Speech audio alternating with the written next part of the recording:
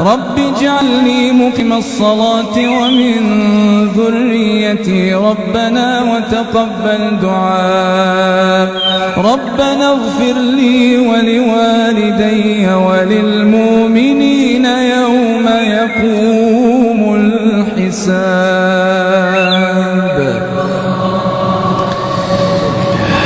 الحمد لله رب العالمين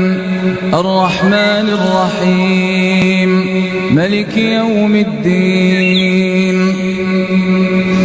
إياك نعبد وإياك نستعين اهدنا الصراط المستقيم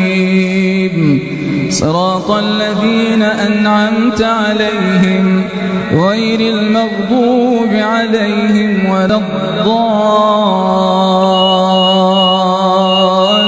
الضالين آمين. ولا تحسبن الله غافلا عما يعمل الظالمون إنما يؤخرهم ليوم تشخص فيه الأبصار مهطعين مقنعي رؤوسهم لا يرتد إليهم طرفهم وأفئدتهم هواء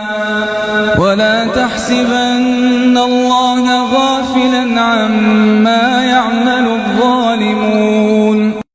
إنما يؤخرهم ليوم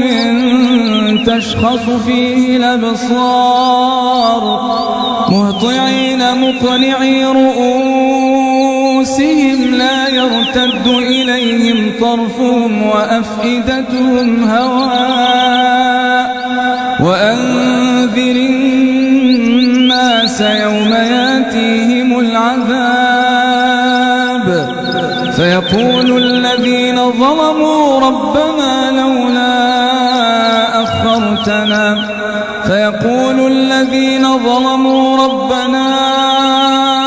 أخرنا إلى أجل قريب نجب دعوتك ونتبع الرسل أولم تكونوا أقسمتم من قبل ما لكم من زوال وسكنتم في مساكن